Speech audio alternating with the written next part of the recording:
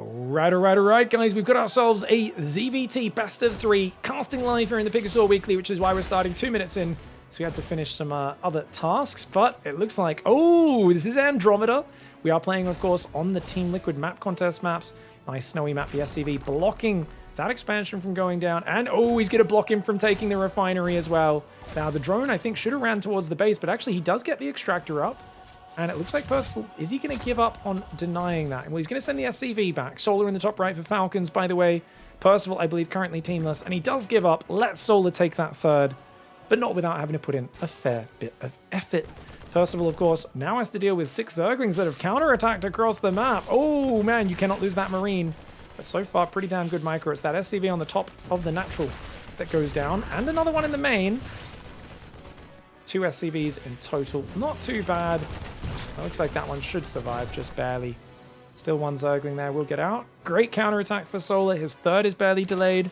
And it does look very nice for him right now. Cool to see, guys. It looks like we've got some fungus growing around the gases on this map. Is that meant to be snow?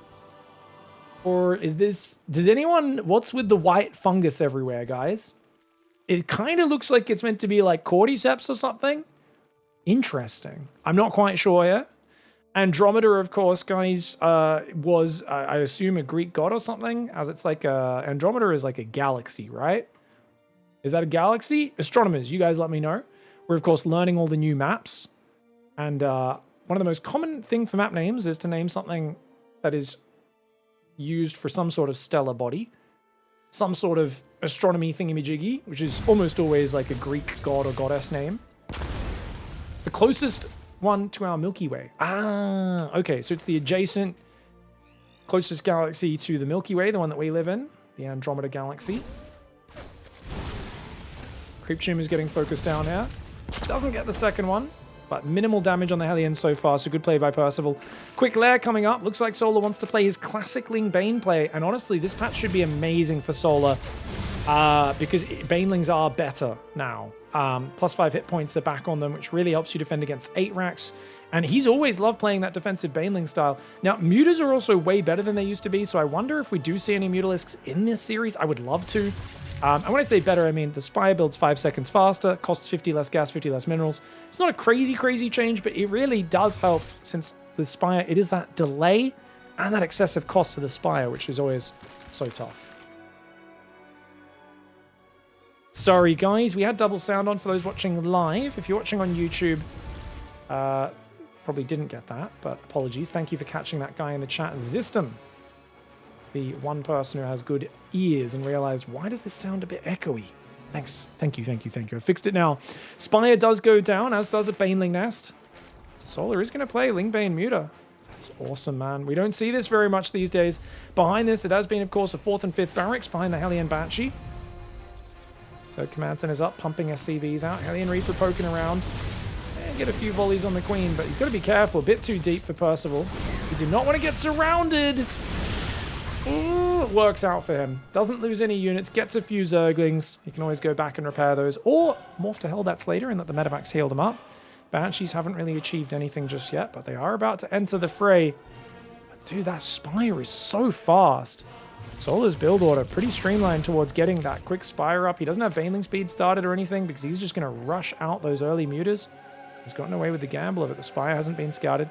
7 Mutalisks are on the way to start. I think he's a little low on lava, so he can't quite spend all of it. Baneling speed beginning now. 9 Mutalisks already coming in. Banshee's only finding 2 drones. Does PERCIVAL realize what's up? Terrans have not played as much against Mutalisks for a while. Andromeda. Oh, Banshees. No, he's going to lose at least one, I think. What? No way. No way. Both Banshees get out deep in the red. That's good for PERCIVAL. 4th hatchery is kind of late, but that's natural if you're going for the early Mutalisks. You don't get as quick of a 4th and 5th base. Your double upgrades are a bit delayed compared to the Terrans that are already halfway done, but with no turrets ready, oh, one has to feel like these Mutas are going to do crazy damage, man. He's hidden the Mutalisks, didn't stop to kill the Hellion Banshee, because he's got bigger fish to fry, and that third base completely wide open, as is the main. Oh no, so many SCVs going down. The Hellions run back. They don't shoot up. I think he was wanting to repair them. was worried more about a Ling run by and Percival getting smashed by that first meter wave. 14 SCVs have gone down now. I do think Solar probably has to give up this base up north. Look at that. Even the Marines going down. Uh-oh. This is really bad for Percival. He's losing all of his mobile anti-air. And if he can't take out this base, he is done for. Even if he takes out the base, he's still in a really bad position. The Ling Bane chasing after those Marines. Good tank focus fire. Does get rid of one of the Mutalisks as well. But look at that. 18 SCVs have gone down at home. Percival needs more damage than this. Percy was always one of the hardworking trains in Thomas the Tank Engine.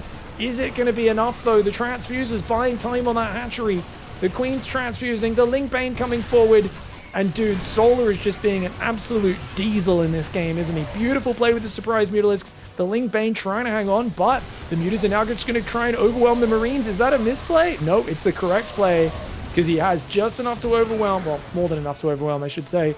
Shuts it down, gets rid of the tanks, forces the hot pickup. And with Lings and Mutas rallying in, there's just not enough Marines for Percival. Solar going full diesel. What a absolute menace. Great way to open up the series. I think the quick lair and the quick spire, while still having a decent queen count, good early defense, one has to pay this build order. I mean, how early did that lair start? Was it 4 minutes? Into instant lair afterwards, I think? Let's take a look at this. I think as soon as that queen's done, right? 100 gas? Yeah, just after 4 minutes. Drops the second gas already before this. Third gas comes up. And yet there's no big tells of this. Because you've only got this one ramp to enter here, and a pretty narrow area. It's not the best for Hellion Banshee. This might be a better map for like 2-1-1 pressure where you can run in here and then pick up and drop in the main base and that sort of stuff. Perhaps not the best map for the Hellion Banshee, and getting away with that quick spire really paid off for Solar in game 1. All right, guys, we're going to go on to Satellite Years. Great build there for Falcon Solar. Keep in mind, the minimap does just have, these are just sight blockers. There's just an incorrect setting on the minimap brightness, which is why these show up so bright yellow on the map. You can't see it too badly right now in the Fog of War, but it will be a bit distracting later on. I'm sure that'll get fixed with time. Now, interesting info, guys. Lord Mortarius says Andromeda was a princess of Ethiopia, saved by the Greek hero Perseus from the Kraken by flying in on the Pegasus and used Medusa's head to kill the Kraken. What? Greek mythology is so fun. That's awesome. That's cool. I did not know that. Thank you very much for the info. Wasn't Andromeda also the name of... Wasn't that Vengeful Spirit's name in original Dota? I feel like that character's name was Andromeda as well. The one where you could swap positions with your opponent. And you had your little stun magic missile attack as well. Excuse me, not sure if that character's in Dota 2. Never really played Dota 2 more than a few hours. But appreciate you guys all hanging out and putting up with my my very old references to 2006 Dota, 2005 Dota. CV's moving out. Command Center will go up soon as well.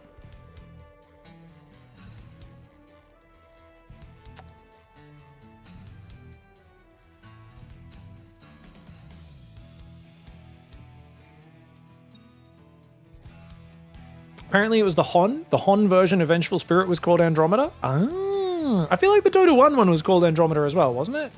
I could be wrong. I played a fair bit of Hon. Corrupted Disciple was really fun. I don't know why. I never really liked the Razor in Dota, but for some reason Corrupted Disciple, which was like a carbon copy of it, just felt really good. I don't even know why. We played a lot of Dota in high school. Good times. Reaper coming forward. Drone's already snuck out. Reaper's going to rotate into that main base.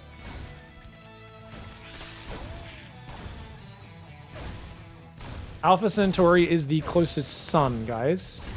It's the closest star from our one, not the closest galaxy. Yeah. So you guys in chat are getting a little confused there. Yeah, Alpha Centauri is 4 light years away, right? And that's where you got to send your spaceship, your colony ship, to win the old Civ games. But going to Andromeda, it's a little bit further. Just a little bit. Just a bit. Someone can look up how many light years to get to the closest star in Andromeda. I have a feeling this might be a little bit further. I don't know the numbers myself. Alright guys. Reaper didn't find anything other than one Zergling. Third command center comes up. Is once again, looks like a potential Hellion Banshee. We'll see if he goes Viking Lib. Reaper's going to jump away. Oh, there wasn't even an Alpha Centauri game, wasn't there? So, guys, it's 4 light years to Alpha Centauri. It's 2.5 million light years from Earth to go to Andromeda Galaxy. So, it's a little bit further away. Distances in space are so ridiculous to think about, aren't they? You're just like, oh my gosh. You know, so far away from everything. You know, it's like, is there life out there? Is there another civilization? And you're like, man, the chances, even if there is, like, it's so hard to bridge those distances, man.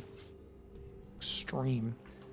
Good sport trick there by Solar. We got 5 queens out. He's going to go 7. I think he's just going to play a double upgrade Ling Bane style this game, probably. No Roach Warren or anything like that. I can't imagine he rushes Mutas again. I mean, he doesn't have the setup for it. He does start a lair now, but this is more of a standard lair timing, and I would expect that Baneley Nest any moment now. As well as the second gas.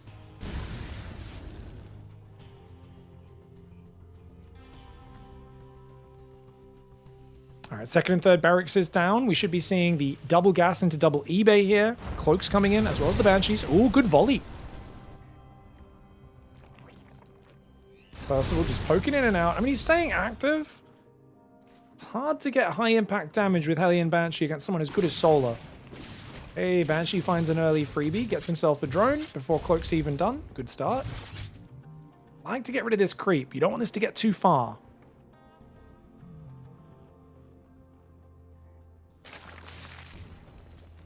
And it is indeed a Roach Warren, guys. Wasn't expecting that. 7 queens into Roaches, or 8 queens? Double Evo is pretty fast. I think he's going to try and hide the fact that he's playing Roach Ravager, and he's going to do an all-in. I think it's a 1-1 Roach timing.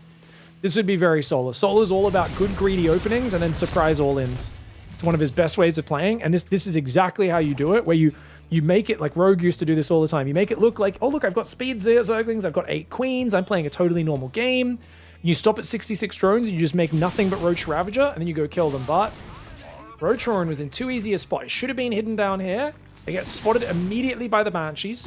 And that alone doesn't tell you it's an all-in, but the fact that you know there's a Roach Warren when everyone else says Queen Zergling, Percival may be able to read this and prepare. Drones need to get out of there. 4 drone kills on top of what? 3 earlier? 7 drones in total. No high impact damage. Percival's macro seems to be keeping up under pressure, which is the important thing. You don't need crazy damage. If you're not actually losing many Hellions, not losing your Banshees, you just need to force responses and the like.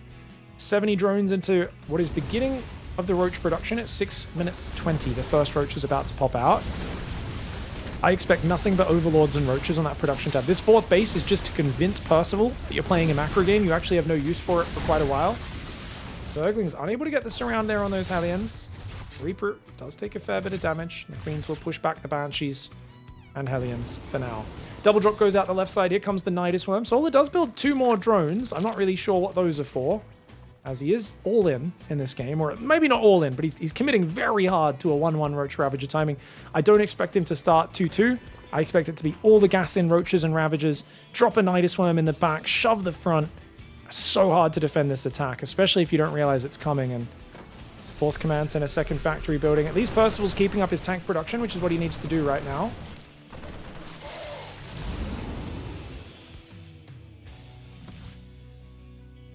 Good dancing with the drop for now.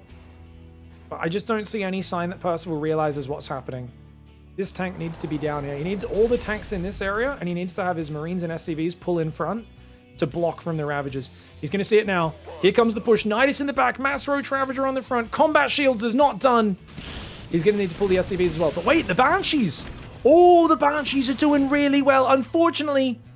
Oh, Percival realized he's got to siege that tank. You got to siege that tank, bro. Bro. The Banshees defend the front, but it's in the back where he's in trouble. Ravagers morphing inside the base. The Creep Tomb is unfortunately blocking his own Roaches a little bit. The Queens come forward. The tank goes down. It wasn't repaired. And these Marines do not have combat shields. He needs to bring every siege tank up here right now. He's got one tank on the right side. I don't think the Marines can fight this on their own. And that combat shields, he's going to pile down the shields. The SCVs need to repair. The drilly boys, they do try to repair it. Combat shields does complete. Okay, that's really important. Another tank comes up right now as well. Percival trying to make a hold in this main base. The Nidus Assault inside the back door. Solar going full backdoor bandit this game, and he does take out the Banshees with the Queens. A lot of the Roaches and Ravagers have been thinned out, but of course so have 18 workers. Ling's running the front with a few Roaches and find a siege tank as well as a bunch of SCVs there. The Roach Ravager count has thinned out a little bit. Percival has a 4th command center. If he could somehow shut this down in the main, he'd be okay, but I just don't think he can. The Roaches continue to flood out. As you can see, 2-2 nowhere near done.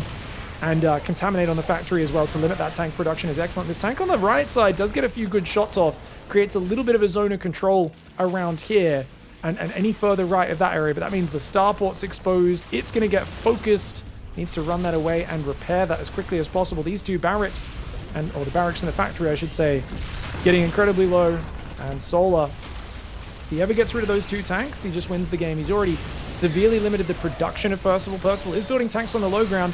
But look at that. The Roach Ravager is going to break through now. One tank's about to get biled. If he actually clicks on it, it does finally go down. And the other tank on the right side will finally go down. Solar with a very nice, clean 2-0 on Satellite.